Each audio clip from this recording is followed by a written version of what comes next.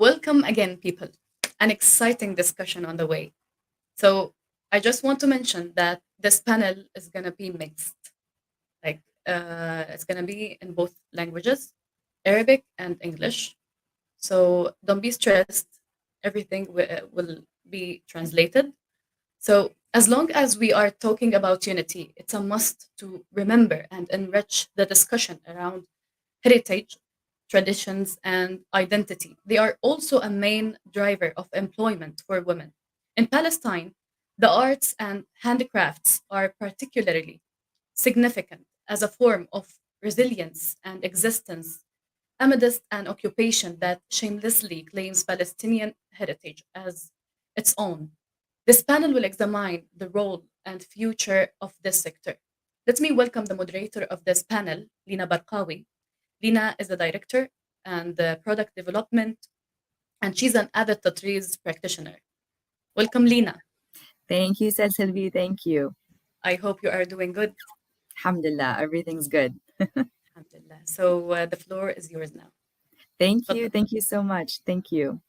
Good morning and good afternoon to everyone. Thank you for joining. This is Lina. I am based in New York City, so it's a little bit early on my end, but I'm super excited to be here and with a fantastic panel on handcrafts. So I have Shirabe from Sambula, Ibrahim from Atfaluna, and Lina from as a store crafts owner, and we're so excited to have this discussion on handcrafts and the significance of it in Palestine. And it's something that's particularly close to my heart as a Tatriz practitioner. And I have just completed my first thob, which took about 2 years, which tells you something about the amount of time and work that goes into something that is handmade. Not only that, but I've done some research on Tatriz and the history of it, and it's something that I'm super excited to discuss further as we think about the future of the handcrafts market in Palestine and how to advance it and improve it past what it is doing right now. So I'll go ahead. I won't do crazy introductions of our panelists. I will let them introduce themselves. Perhaps we can start with Shirabe. Thank you, Lina. Hi. Hi, everybody. Good morning, good afternoon, and I think some of you are maybe good evening. And thank you, BuildPalestine, for this amazing opportunity to be with you and to speak about this very important subject.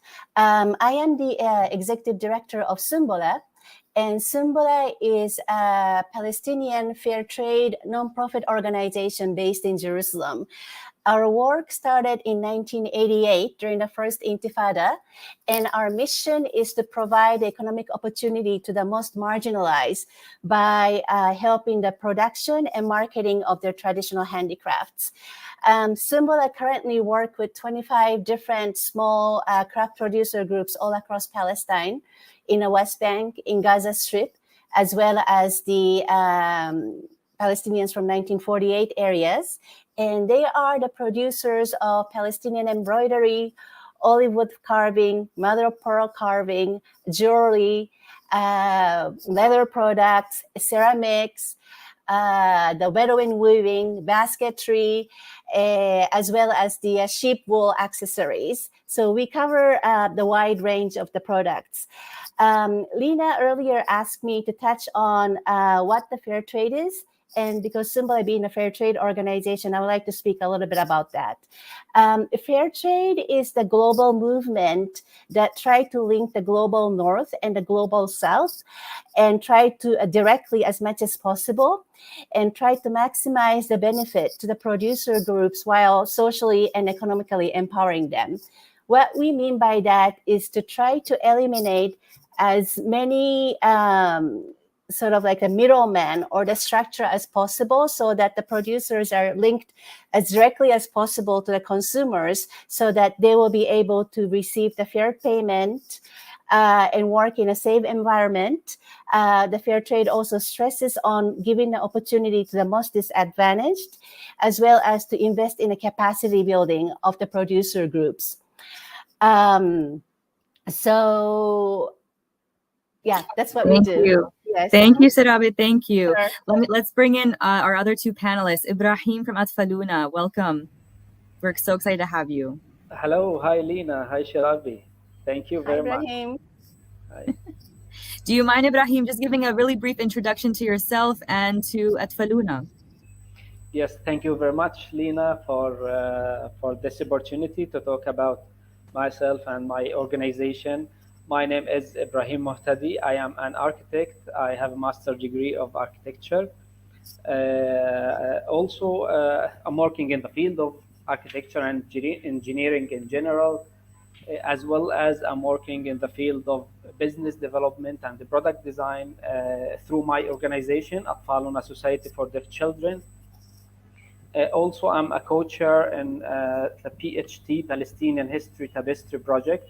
This project based in UK.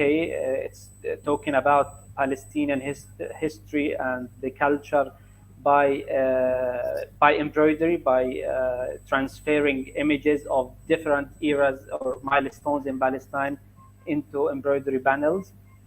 I also have many interests in fashion design, jewelry design. I have a special line in jewelry design, in graphic design, and so my organization, I mainly work as a marketing, business and marketing manager in Atfaluna Society for Deaf Children. Briefly, Atfaluna has been established in 1992 to provide and support and provide services for deaf persons in Gaza Strip, starting from education, audiology services, vocational training, and different range of services. Now we have more than 10 main programs in Atfaluna, audiology and speech pathology, inclusive education, inclusive technical and vocational training, food catering and hall renting, advocacy, sign language program, protection and zoological program. Yeah, so we have more than 10 main programs to provide services for deaf people in Gaza Strip. Thank you, Ibrahim, and welcome. And last but not least, we have Lina from Beit al-Ard, who will tell us a little bit about being a store owner in the handcraft sector in Palestine. Lina, would you like to introduce yourself? Thank you for joining us. شكرا لكم، شكرا للكل على الجهود اللي بذلوها، واضح انها كانت جهود جبارة. أنا بديت مشواري مع الحرف اليدوية في 2005. قبلها اشتغلت شغلات كتير، بس كانت أول مشوار لإلي مع الحرف اليدوية كانت في 2005. بديت أشتغل مع مؤسسة كانت تشتغل على التطوير الحرف اليدوية في اسمها المؤسسة الفلسطينية للتبادل الثقافي مع الدكتور عادل الله يرحمه، عادل يحيى. كان المشروع بدايته هي 3 قرى فلسطينية. الشغل مع 3 قرى فلسطينية كان التركيز على تدريب أو مش تدريب، كيف تنقل الخبرات في بعض الحرف اليدوية لبطل الجذابة لكثير الأجيال الجديدة إنها تتعلمها، خاصة القش، غسلال الزيتون، السجاد والدباغة الجلود، وكان في عنا الفخار. فكانت هي أول بداياتي في الحرف اليدوية. صحيح كان مشوار كثير طويل، تعلمت فيه كثير، تعلمت من الستات كثير. يعني هم كانوا، إذا عندي خبرة هلا أو شوية خبرة فهي بترجع الفضل لهم، لأنه تعلمت كيف أقدر الحرف اليدوية. ما كانش عندي بالأول، يعني كنت بتشوفي قطعة بتقولي عنها جميلة، بس فعلا تقدير الحرف اليدوية بدأ في 2015 وتعلمته منهم. فبعدين اشتغلت كمان مرة في 2007 كان مشروع تدريب للستات، كان في 7 قرى فلسطين على أشغال مختلفة. وبديت أدرك قديش العمل في الحرف اليدوية هو عمل مضني، عمل شاق جدا، ساعات. فكان لي الشرف إنه أشتغل معهم، وفعلا هم حطوني على بداية الطريق. إذا حدا حطني على بداية الطريق هم الستات الحرفيات، ستات ورجال، يعني إحنا كمان عندنا رجال حرفيين.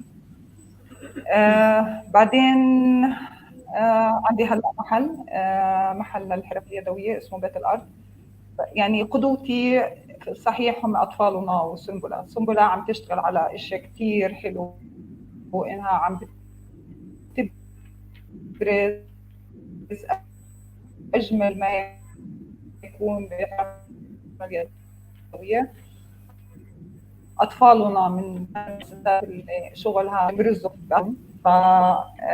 فأنا يعني بحب أكون حدا اللي بقدم فعلا قطع فنية، وبتمنى في مرحلة ما إنه يكون يعني الإقبال على حرفنا اليدوية هو مش بس لأنها هي تعاطف مع النساء أو تعاطف مع الناس ذوي القبل، كمان هي لأنها فعلا قطع فنية تستحق إنه الواحد يقتنيها في بيته أو في مكتبه أو في أي مكان. فشكرا شيرازي وشكرا إبراهيم يعني اللي حطوني كمان على بداية الطريق. شكرا لك لينا. وشكرا.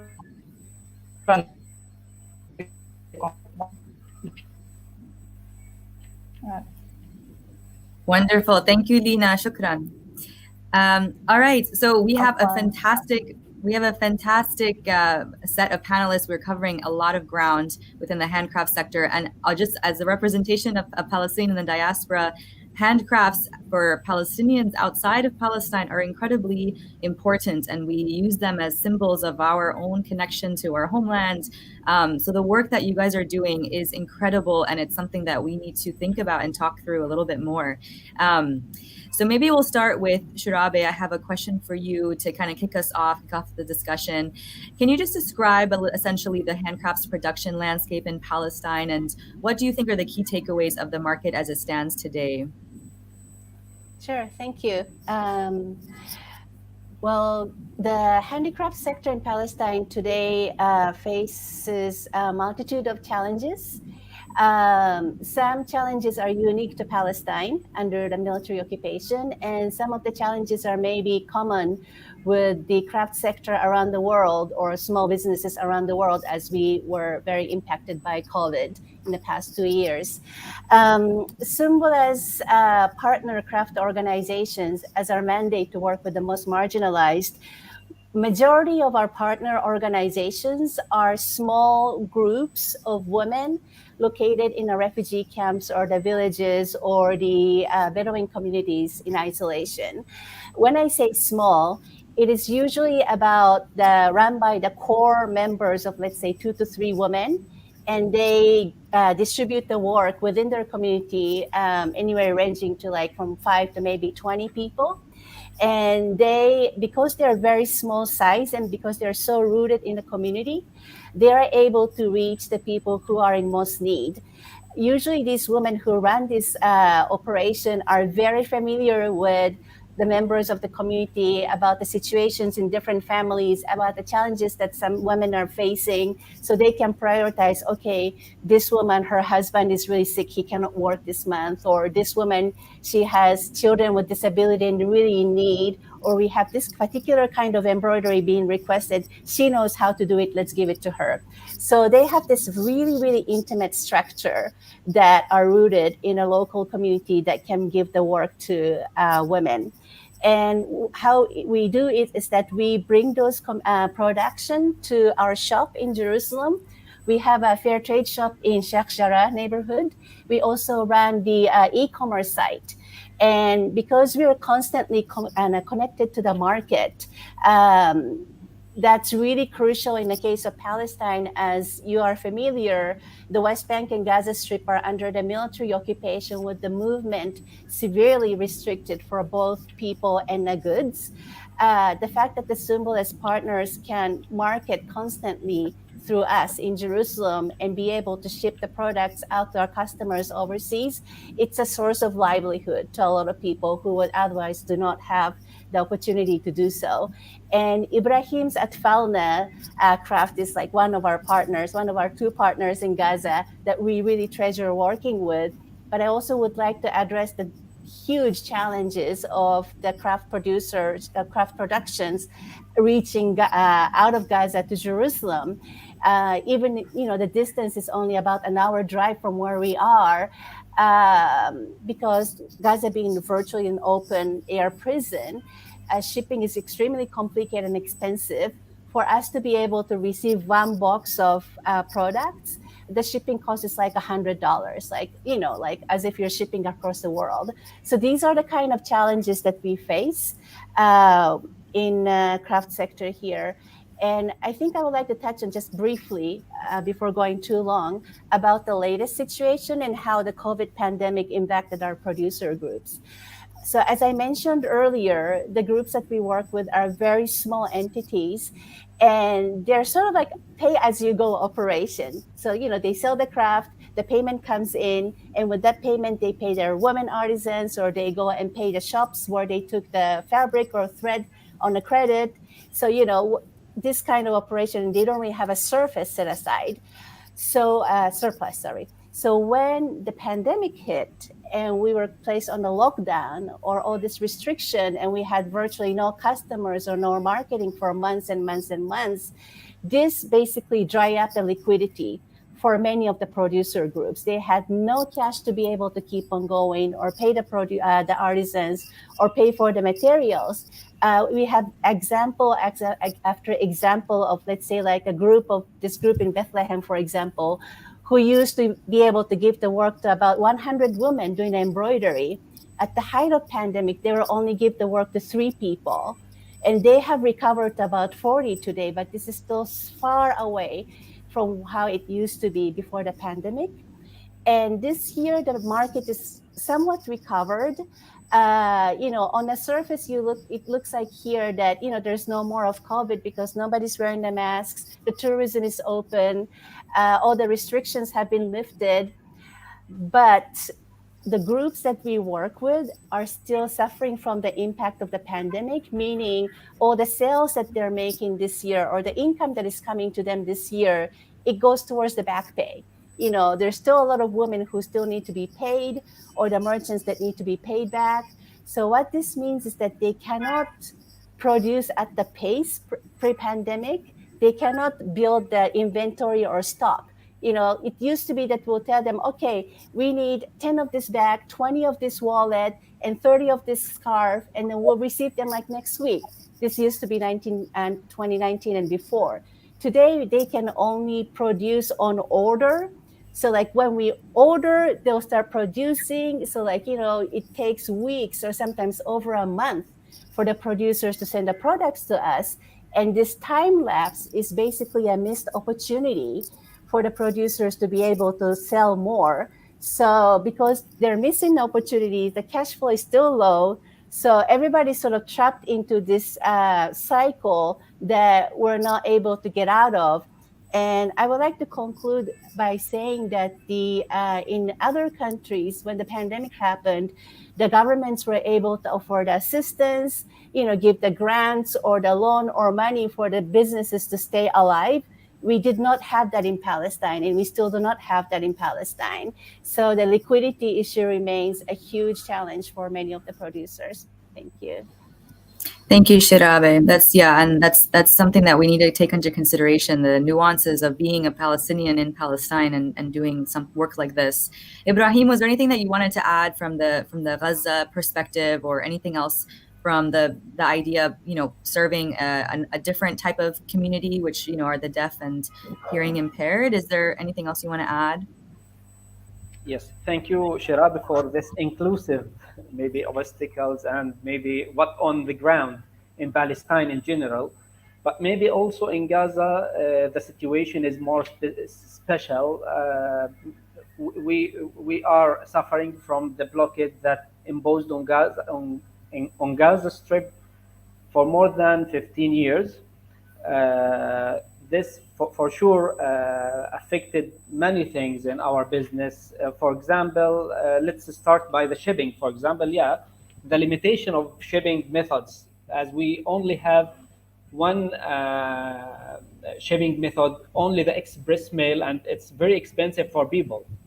It's by kilograms, and it's so expensive. So it reduced the opportunities of international orders, as well as the blockade affected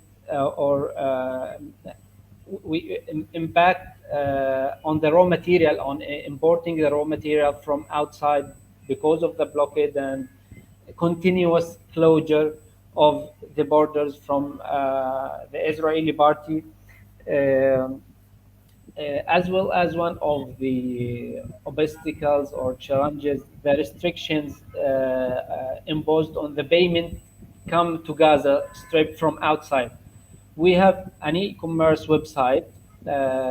People can make in an order from this website, but unfortunately we have a lot of challenges when receiving the payments. It's restricted by, let me say, limited amounts only. It's not open amounts. So all of these, let's say, limitations affect our business. This is challenges we face in our business in أطفالنا. Yeah, this is what I can add in this point. No, thank you, Ibrahim. And maybe we'll just shift a little bit to the private sector and NGOs. Lina, would you like to give a little bit of a sense of what's happening in that space?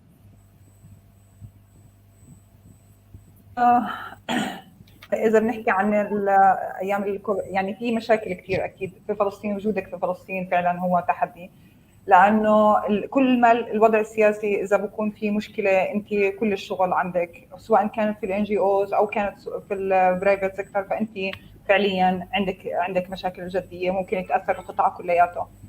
بس أنا كمان بحكي زي ما غزة دائما عندها كوفيد 19 دائما، يعني كان عندها مشكلة في الإنتاج في التصدير، سواء في كوفيد 19 ولا ما في كوفيد 19 المشاكلهم دائما هي موجودة، وللأسف يعني لها عمد 20 سنة ما انحلت.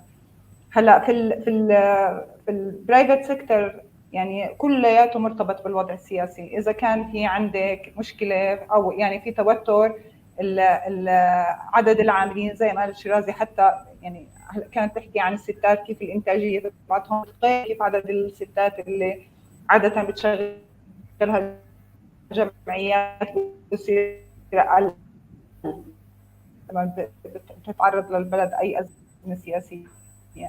مش بس في الكوفيد 19 طولها بنقول نرجع شوي لقدام، بعدين نرجع كمان مرة بيجي إشي وضع سياسي سيء بترجعي كمان مرة 10 سنين لورا. فكل اللي بتحرزيه التقدم اللي بتنجزيه أحيانا تخسريه مرة واحدة، فبتضطري ترجع من أول وجديد.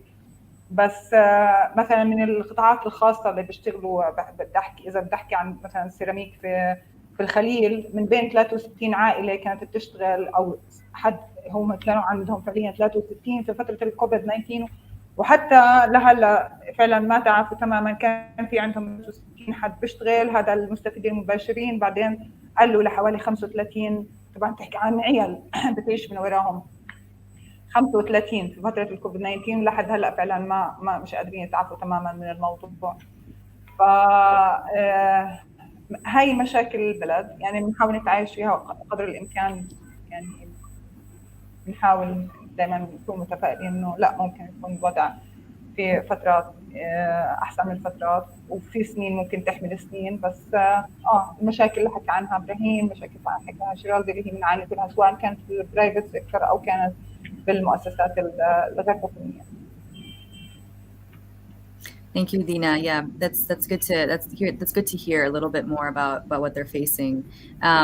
So maybe before we go into kind of a discussion around what we can do to support this and grow, maybe we just baseline also why are Palestinian handcrafts so important? Why is this something that we need to really keep an eye on? I mean, as someone in the diaspora, for me, it's important because it represents a part of my identity. It represents a connection to my homeland, to my family. But why is it so important but besides, being a form of employment, to really make sure that we keep an eye on this market? I don't know, Shirabi, Ibrahim, Dina, would any one of you guys like to go first about the importance behind the handcrafts in Palestine? Okay, maybe I can start. Thank you for this important question. I can see that the handcraft is an elegant way how to represent our culture, our heritage. We are people under incubation, and we always need to show the world that we are on our land. We have a history, we have our heritage, we have our culture. We are here. Simply, we are here. So I think the handicrafts is the original. The original handicrafts is the beautiful way, the catchy way to tell the world we are here and this is our culture in this beautiful way, and this beautiful embroidery and beautiful colors, beautiful patterns, beautiful products. This is why the handicrafts is so important. It's to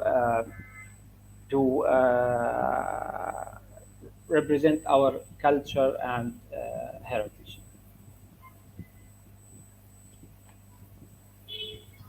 Thank you, Ibrahim. Sharabe, is there anything you want to add, Lina? Sure.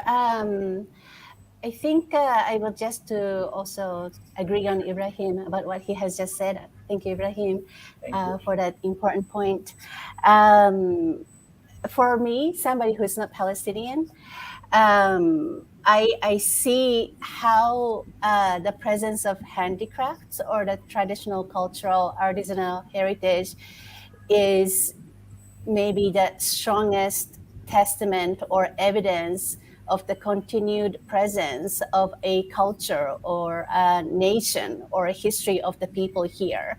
You know, when you look at the gorgeous, you know, embroidered thobe from like 100 years ago, there's no denying that, you know, this place did not exist or this culture did not exist. Like no matter how the opponents of the Palestinian or Palestine deny it, there's just no denying about it. You know, the material culture is such a testament of a culture and a civilization, I think. So I think, like you said earlier, it is a very important form of income generation here, and helps a lot of people to be able to put the bread on the table.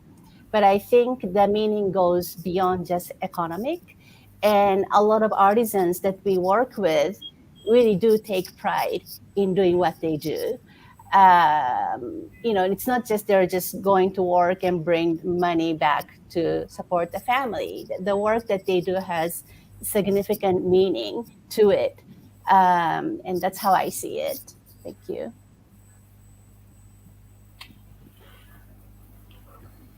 Lina, was there anything else you wanted to add? هلا أنا بفكر إنه يعني تراث كل بلد أو حرفها اليدوية هي تعبير عن هويتها، لأنه أنت فعلا حرفك اليدوية هي من الأرض. يعني شو بتعطيك الأرض؟ يعني إحنا عنا قش لأنه إحنا بنزرع قمح، نعمل طباق القش، نعمل غصن الزيتون لأنه عنا الزيتون، عنا خشب الزيتون. فالحرف هي مرتبطة بشكل جذري بالأرض. شو بتعطيك الأرض؟ أعطتك فخار، أعطتك طينة، أعطتك قش اللي هو القمح. فهي فعليا هي جزء، عشان هيك هي جزء من هويتك، هي جزء من عاداتك، هي جزء من تقاليدك. بالإضافة لأنه حرفنا اليدوية ما كانت هي سبب في إنها تدخل، يعني هي مش سبب لإعالة أسرة، هي كانت تستخدم. يعني كل اللي تنتج المنتج فلوس يوم. يعني كنت عم تستخدم اطباق قش، كنت عم تستخدمي الزيتون تلقطي فيهم التين او العنب، الفخار بتطبخي فيه. فهي كانت جزء من ثقافتك وهويتك وبتعبر عنك. فاذا انت بتطلع حرفتك اليدويه هي الحرف اللي هي مرتبطه فعليا بالارض. فبعدين تطورت الامور وصارت انها هي ممكن تكون الحرفه ممكن تكون مصدر للدخل، بس هي ما عمرها كانت هيك. يعني هي كانت تنتج بمجموعات، وكل يوم نقولها للجيل الثاني لانها هي كانت دونها ما بتقدري، يعني ما عندك الادوات اللي تقدر تستخدميها في بيتك. بعدين اجت تعرف الشغلات الصناعيه ودخلت صار يلاقوها الناس اسهل. بس هو المقصود انه يعني الحرفه هي مدى ارتباطك بالارض، هي تعبير عن وجودك بهاي الارض. فهي امتداد للتاريخ والثقافي للفلسطينيين، زي ما هي يمكن في كل العالم، وكل محل له تراثه وله تقاليده وعاداته.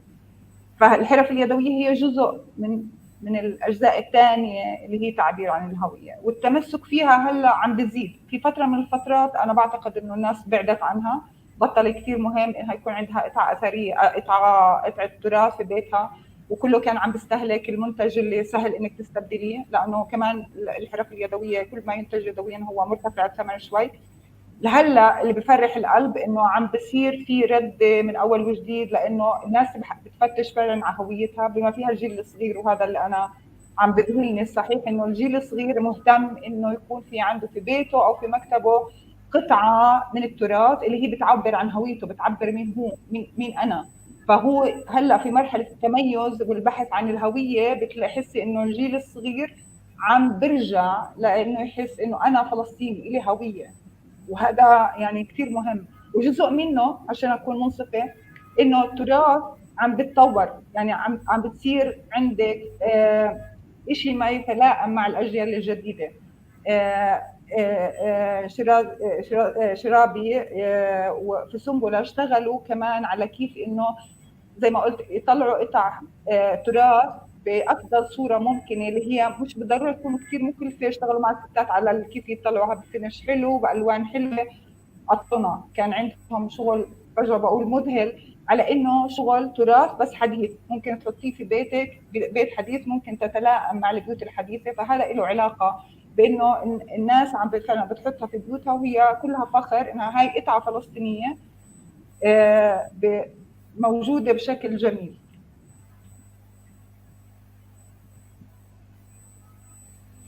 Thank you, Lina. Yeah, 100% agreed. So, I mean, I think obviously it's incredibly important. This is why we're all here today, right? Why are there so many issues? I know, like Ibrahim, you mentioned the cost of shipping from Gaza, and that's a very maybe a specific nuance to Gaza, but also I think it's expensive to ship internationally more generally, just out of the West Bank, or even if you're Palestinian in 1948 Israel. Maybe, I don't know, Sharabe, do you want to talk about kind of why there's such an issue with scaling overseas? Sure, thank you.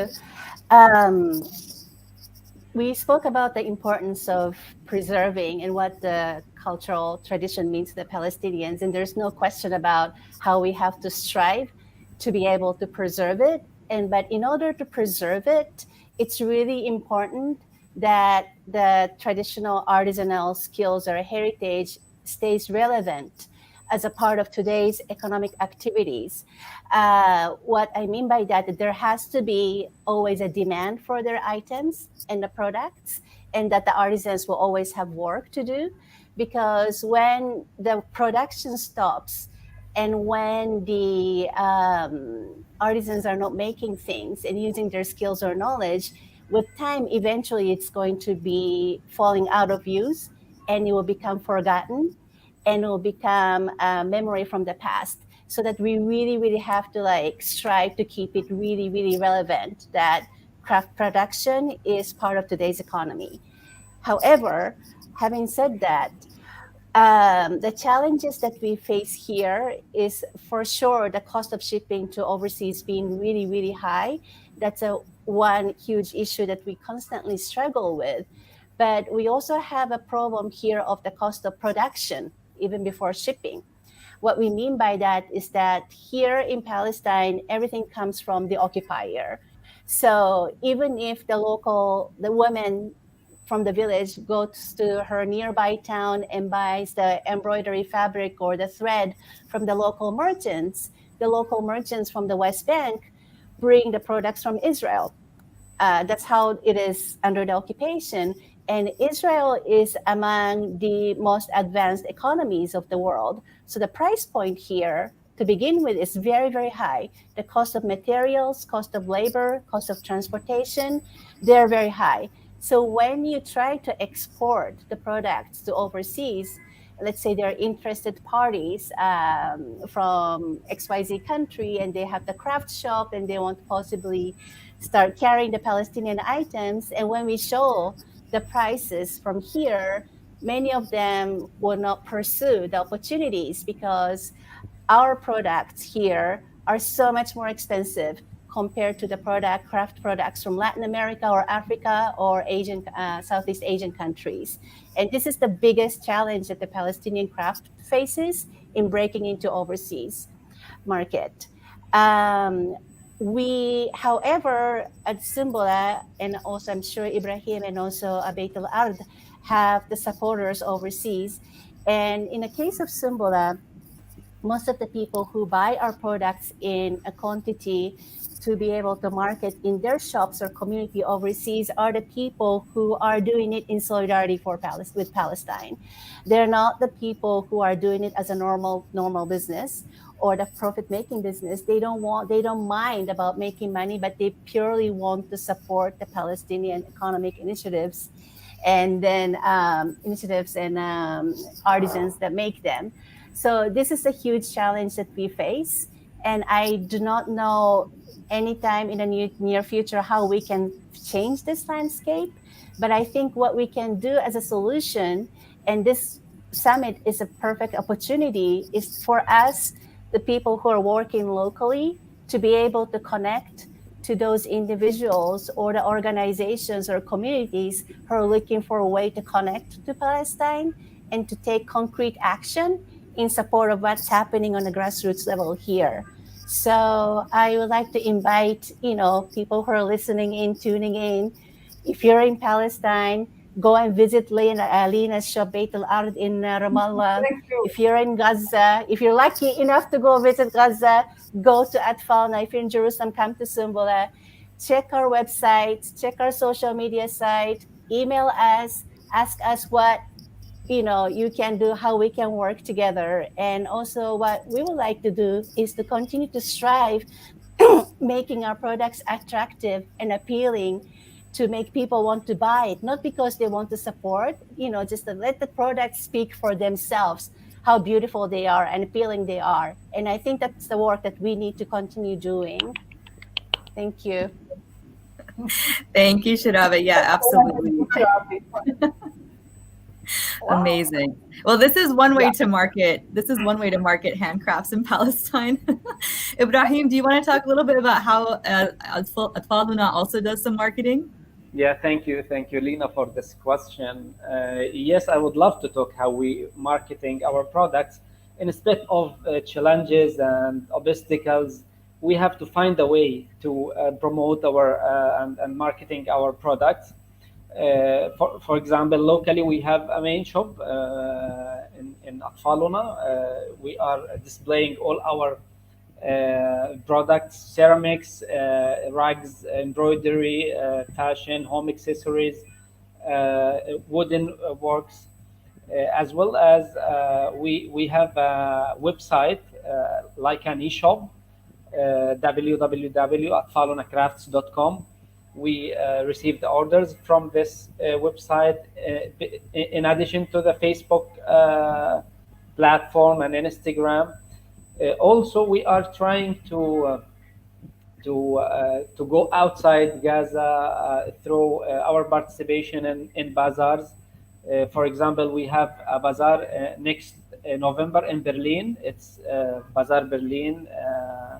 It will be in November, as well as we have an annual bazaar we used to participate in. It's Sombola Bazaar. It will be in Jerusalem also next November. So we are trying to overcome the obstacles of the blockade.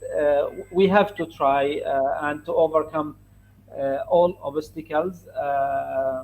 It's not easy and it's not smoothly. We are traveling to Berlin or to Jerusalem. It took a lot of procedures and papers and permits in months, you can say, not in 1 day or 2 days.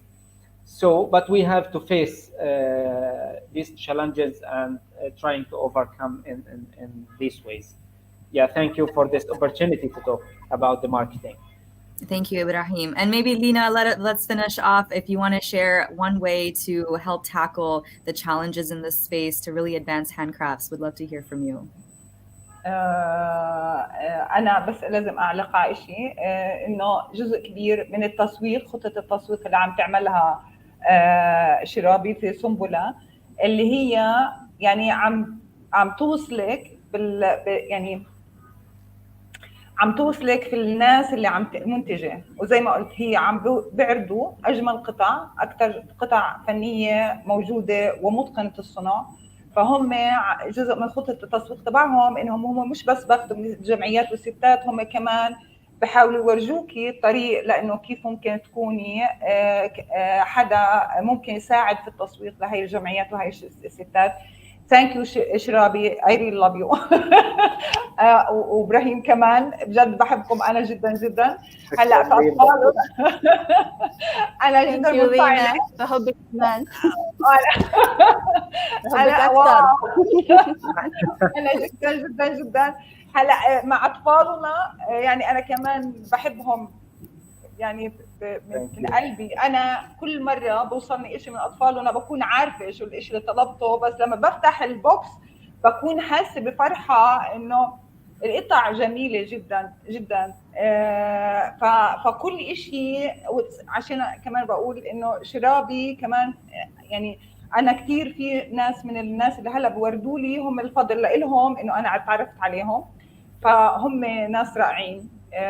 وبجد يعني هلا انا هيك شوي منفعله. شكرا لمشاعرك. لا بجد يعني انا كثير، وانت بتعرف ابراهيم وشرابي يمكن اول مره بنحكي، بس يعني انت بتعرف قديش انا بجد بحبكم، بحب المنتج تبعكم. هلا وفي كمان عندنا مؤسسات ثانيه زي ما قالت شرابي في غزه اللي هي ثقافة، فهم حدا اللي انا بحترمهم جدا على الانتاج تبعهم، على انهم كيف بيوصلوا منتج للفلسطيني لمرح لليفل اللي هو فعلا انت بتقتنيه، لانه زي ما قال شباب جميل جميل، مش بس لانه انت عم تتعاطفي مع الستات ولا مع ذوي الاحتياجات الخاصه، لا هو انت بتقتنيه لانه هو اجمل ما يكون. بس شكرا لكم. Thank you. Thank you. Thank you, Linas, Ibrahim, and Shirabi. What an exciting panel. عن جد كانت روحكم كتير حلوة في هاي الجلسة، أنا بحبهم وكنتوا جدا. طاقة وحماس. شكرا كثير لكم. شكرا لك. شكرا كثير على الفرصة يسلموا. شكرا. شكرا شرابي، شكرا لينا برقاوي، شكرا لينا يحيى، وشكرا إبراهيم. شكرا. يعطيكم العافية. شكرا لكم. الله يعافيك. مع السلامة. باي. باي باي. Bye. Bye. So let us now take a break and invite a friend to join before we come back to our next panel that will discuss the critical elements of successfully operating an impact fund. Enjoy your break.